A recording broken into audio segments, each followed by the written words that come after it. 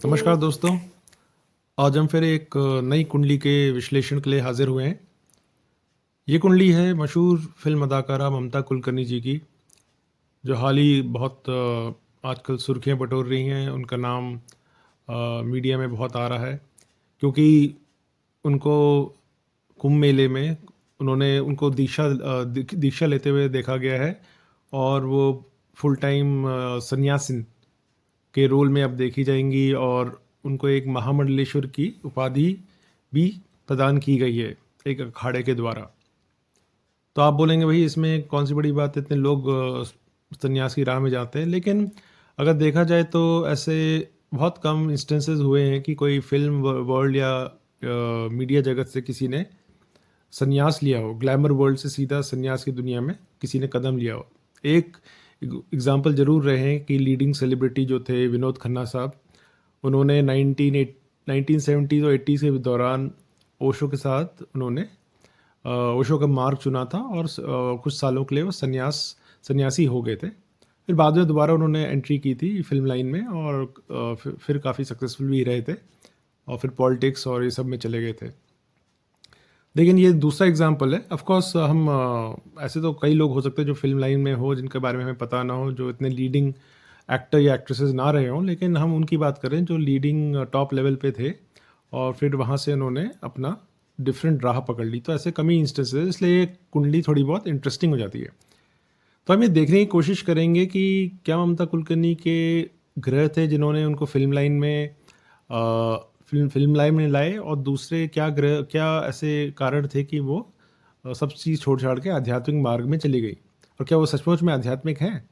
क्योंकि अभी कई लोग गुटों में बटे हुए हैं कि ग्लैमर वर्ल्ड से किसी को ऐसे ही कैसे कौन संन्यास मार्ग में आ जाएगा, और कई लोग बोल रहे हैं कि सबको हक है कि अपनी राह चुने। तो लेकिन हम इस डिबेट में नहीं पड़ेंगे कि क्या सही है क्या गलत। हम बस उनकी कुंडली के द्वारा ये विश्लेषण करेंगे कि क्या उनके सितारे या ग्रह ऐसा कुछ बोलते हैं कि वो संन्यास मार्ग में जाने का कोई उनका योग बनता है। तो ये कुंडली जो है, ये उनका जन्म जो मुंबई में हुआ 20 अप्रैल 1972। और वैसे तो इंटरनेट के माध्यम से ही हमने ये कुंडली का विश्लेषण कर रहे हैं, क्योंकि एक्चुअल समय तो किसी को नहीं पता होता, स्पेशली अनलेस उन्हीं की तरफ से मिले। लेकिन कई जगह 12 बजे का है, लेकिन एक एक दो जगह 2:45 का है। तो 12 बजे वाला तो सेफ साइड के लिए लोग लेते हैं कि मतलब जब पता ना हो। लेकिन हमने 2:45 इसलिए लिया कि हमें कुछ ऐसे इंडिकेटर्स दिखे उनके कैरेक्टर में जो हमें लगे कि वो शायद सिंह लगन की कुंडली हो। और क्योंकि सिंह लगन की कुंडली है, उनका नेचर भी एक तरह से काफ़ी दबंग है, आउटस्पोकन है, और किसी से ज़्यादा किसी चीज़ से ज़्यादा डरती नहीं है। तो काफ़ी कॉन्फिडेंट नेचर होता है, तो सिंह लगन के जातकों में ये पाया जाता है। और अगर हम उनकी राशि की बात करें तो उनकी कर्क राशि है। कर्क राशि वाले जनरली काफ़ी इमोशनल होते हैं, केयरिंग नर्चरिंग किस्म के लोग होते हैं। और मून क्योंकि उनके कर्क अपने स्वराशि हैं, तो मतलब ऐसे जातक स्पेशली फीमेल में काफ़ी सुंदर भी होती हैं। स्पेशली अगर मून वेल प्लेस्ड हैं या उच्च के हैं, तो ऐसे जातक देखने में काफ़ी अट्रैक्टिव होते हैं।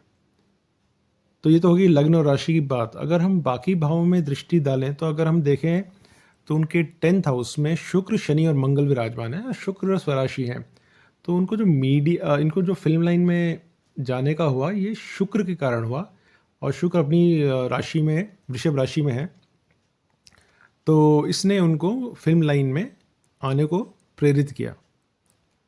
और वो फिल्म लाइन में बेसिकली 1993 के टाइम पे आई थी, और 2000 के आसपास लगभग उन्होंने 8-10 साल तक काम किया है। और काफ़ी पिक्चरों में, जैसे बाजी हो गई और करण अर्जुन, तो काफ़ी फेमस मूवीज़ में भी काम किया है। कोई वैसे आइटम नंबर्स भी किए हैं जो काफ़ी प्रचलित हुए, और सडनली उसके बाद उन्होंने छोड़ दिया। तो अगर हम देखें तो उनके 10th हाउस में शनि मंगल थोड़ा काम बिगाड़ रहे हैं, कि इसकी वजह से उनको थोड़ा अपनी फिल्म लाइन में ब्रेक लेने पड़े, और ब्रेक हो गया। और एक और चीज़ हम नोटिस करें, उनका जो बुध हैं वो अष्टम में नीच के हो जाते हैं।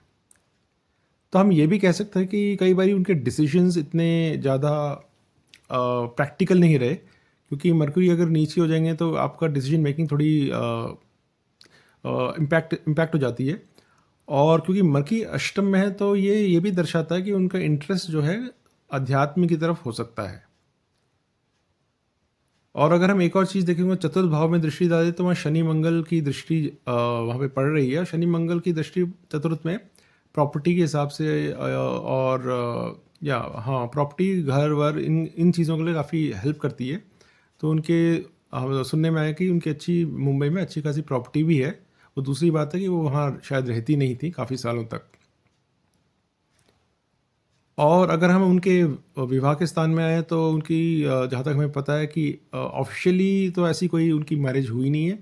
अनऑफ़िशियली अगर कुछ हो तो हमें पता नहीं, लेकिन इतना ज़्यादा हमें ऐसे दिखाई नहीं देता। तो शनि की दृष्टि ज़रूर है सप्तम भाव में। तो ऐसा बहुत ये भी नहीं कह सकते कि बिल्कुल ही उनका विवाह का योग कभी बनेगा नहीं या वो मतलब कर नहीं सकती थी, लेकिन किसी कारणवश ये डिलेज़ और ये प्रॉब्लम ज़रूर रही है उनके विवाह में शनि के द्वारा। तो शनि ने थोड़ा इनका काम ज़रूर बिगाड़ा है। लेकिन अब हम मेन मुद्दे पे आते हैं कि भई क्या जो इतने टाइम तक 2000 के बाद वो बिल्कुल ही गायब हो गई और बहुत कभी-कभी रेयरली उनके अपीयरेंसेस होते थे। तो वो कहती हैं कि वो बिल्कुल ही आध्यात्मिक हो गई थी और बहुत कठोर तपस्या में चली गई थी और 20-23 साल से वो तपस्या कभी कोई कुंडली जागरण और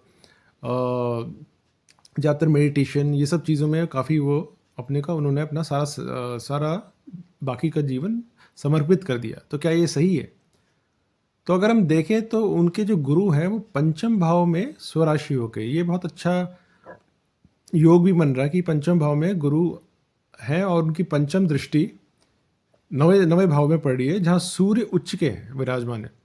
तो उनके धर्म भाव में सूर्य बहुत पावरफुल पोजीशन में है, जो उनका धर्म भाव बहुत मजबूत करता है। तो ये दिखाता है वो बहुत धार्मिक है और गुरु की भी दृष्टि है।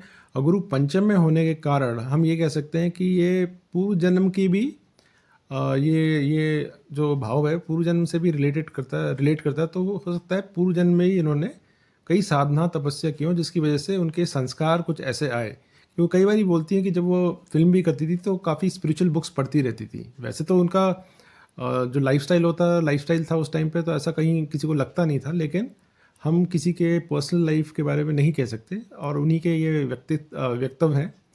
तो ये उनकी कुंडली में भी दिखाई देता है कि गुरु ने उनको बहुत सपोर्ट किया और गुरु की दृष्टि उनके लगन पे भी पड़ रही है जो व्यक्तित्व को बहुत मजबूत कर रही है। लग्नेश का नवम में जाना एक बहुत अच्छा केंद्र त्रिकोण राजयोग का निर्माण भी कर रहा है और सूर्य खुद ही उच्च उच्च के होकर बैठे हैं, विराजमान है। तो ये काफ़ी बढ़िया कुंडली एक तरह से देखा जाए फ्रॉम धार्मिक और आध्यात्मिक पर्सपेक्टिव कह सकते हैं, क्योंकि एक और चीज़ जो है उनका चंद्र और केतु उनके 12वें भाव में, केतु 12वें भाव में कई बार मोक्ष के कारक भी बोले जाते हैं, लेकिन यहाँ पे चंद्र के साथ एक ग्रहण दोष का भी निर्माण हो रहा है। लेकिन शनि की दृष्टि 12वें भाव में चंद्र और केतु के साथ, शनि और केतु श्रापित दोष भी कहते हैं और शनि और चंद्र विष दोष भी कहते हैं, लेकिन ये मेंटल सफरिंग बहुत देगा। मतलब आदमी को बहुत ज़्यादा मेंटल सफरिंग देता है जिसकी वजह से आदमी वैराग्य की तरफ भी चले जाता है। तो ये डबल एज स्वॉर्ड होता है कि जिसके भी शनि और चंद्र, शनि या केतु होते हैं तो थोड़े बहुत या काफ़ी हद तक उनको मानसिक कठिनाइयों का पीड़ा भी देगा, लेकिन वर्ल्डली जो उनके सांसारिक जीवन में प्रॉब्लम्स क्रिएट करेगा। लेकिन जो आध्यात्मिक जीवन है उसमें ये कारक भी माना जाता है। शनि और चंद्र आपका वैराग्य बढ़ाते हैं और शनि और केतु कई बार आप ऑकल्ट और इन आध्यात्मिक जैसे एस्ट्रोलॉजी भी हो सकता है वो भी उसमें भी काफ़ी हेल्प करता है। और केतु स्वयं 12वें भाव में विराजमान है, तो एक तरह से ये दिखाता है कि उनका स्पिरिचुअलिटी की तरफ ये बेंट क्यों हुआ माइंड। तो ये तो थी मोटा मोटी उनके सारे ज़्यादातर जो इम्पोर्टेंट भाव हैं उनके बारे में। और अगर हम उनकी विंशोत्तरी दशा पे भी दृष्टि डालें तो उनकी जो बुध की दशा थी वो 1988 से 1988 से 2005 तक रही। तो इस दौरान उन्होंने काफ़ी अच्छा किया अपने प्रोफेशन में, स्पेशली फिल्म करियर में। तो बुध उनके 11वें और दूसरे भाव के भी स्वामी है, तो उसके बाद उनकी इनकम आनी शुरू हुई फिल्म्स के द्वारा। तो उनका धन भाव भी मजबूत हुआ और उनका इनकम का सोर्सेज भी अच्छे हो गए। लेकिन जब बुध की महादशा ख़त्म हो रही थी और केतु की शुरू हो रही थी, तो उन्होंने ये ध्यान, मेडिटेशन, इन सब चीज़ों में और उन्होंने एक तरह से केतु ने इनको वैरागी की तरफ मोड़ दिया। तो उस दौरान ये बिल्कुल ही आध्यात्मिक जो केतु की महादशा थी वो 2005 से 2012 तक थी। तो उस दौरान वो शायद विदेश भी चली गई, विदेश में कंट्रीज़ अफ्रीका और दुबई और इन सब, कीनिया या नाइजीरिया, इन सब कंट्रीज़ में रहीं और इस दौरान उन्होंने अपनी आध्यात्मिक यात्रा आगे बढ़ाई। तो केतु आपके 12वें हाउस में मेडिटेशन, 12वां हाउस मेडिटेशन का भी होता है। तो केतु ने इस डायरेक्शन में इनको मोड़ दिया। उसके बाद शुक्र की महादशा दोबारा शुरू हुई तो 2012 से 2032 तक।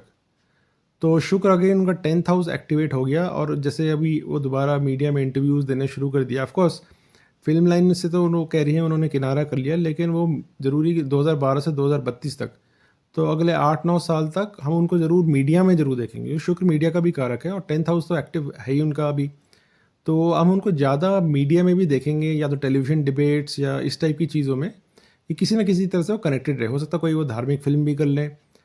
और अगर अगर उनकी एक और चीज़ देखें तो सूर्य की महादशा उनकी 2032 से 2038 तक रहेगी। ये उनका गोल्डन पीरियड कह सकते हैं, जब सूर्य उनका भाग्य उदय, ज़बरदस्त भाग्य उदय होगा। तो ऐसा नहीं है कि वो गुमनामी के अंधेरों में चली जाएंगी, वो काफ़ी मुखर तरीके से सबके साथ रहेंगी। उनका धर्म का भाव भी काफ़ी, जो नवा भाव है वो काफ़ी एक्टिव रहेगा। तो कुछ ना कुछ जैसे हो सकता है अपनी चैनल शुरू कर दें या प्रवचन देना शुरू कर दें, क्योंकि गुरु उनके गुरु स्वराशि हैं और गुरु की प्लेसमेंट बड़ी अच्छी है पंचम स्थान में और धनु राशि में, तो इसकी वजह से वो प्रचारक भी बन सकती हैं। तो हो सकता है अपनी चैनल भी शुरू कर दें। लेकिन एक और चीज़ मुझे दिख रही है इसी दौरान, शुक्र में सैटर्न की जब अंतर्दशा आएगी या जब सूर्य की महादशा चलेगी, तो ये पॉलिटिक्स में भी जाने का इनका योग बन रहा है, क्योंकि शनि दशम में और राहु की भी दृष्टि पड़ रही है। तो ये हो सकता है कि ये कि पॉलिटिक्स लाइन में भी चले जाए। तो और ऐसे हमने बहुत उदाहरण देखे हैं कि कई लोग पॉलिटिक्स लाइन में भी चले जाते, जो धर्म के फील्ड में होते हैं पॉलिटिक्स लाइन में भी आ जाते हैं। तो अगले 8-10 साल इनके काफ़ी उज्जवल रहने वाले हैं, गोल्डन पीरियड चलेगा इनका। जिस भी या तो धर्म की लाइन पे ही बहुत अच्छा करेंगी और पॉलिटिक्स में भी आ सकती हैं। तो ये 2 चीज़ें हमें ज़रूर दिख रही हैं। तो और एक और से उनकी चंद्र की महादशा फिर 38 से शुरू होगी। तो उस टाइम पे टोटली अपने साधना में लीन हो जाएंगी और उसी लाइन पे जाने के इनके योग बन रहे हैं। तो दोस्तों, ये तो हमने ममता कुलकर्णी जी की कुंडली का हमने विश्लेषण किया हाई लेवल पे, ताकि आपको पता चल जाए कि क्या पॉसिबिलिटीज़ दिख रही हैं। हम यहाँ पे कोई किसी के जजमेंट पास नहीं कर रहे कि किसको क्या करना चाहिए, ये सही है गलत, लेकिन उनकी ग्रह क्या बोलते हैं, और ग्रह दिखा रहे हैं कि उनके अध्यात्म के सितारे काफ़ी बुलंद है और आने वाला समय उनके लिए काफ़ी अच्छा होने वाला है।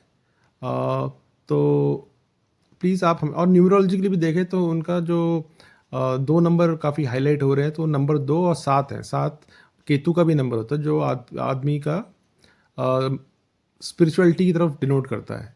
तो बहुत एस्ट्रोलॉजिकली और न्यूमरोलॉजिकली तो ये सपोर्ट करता है। तो फ्रेंड्स, आपको ये कैसा लगा ममता कुलकर्णी जी का कुंडली का विश्लेषण? प्लीज़ कमेंट और please like, share and subscribe. Till next time.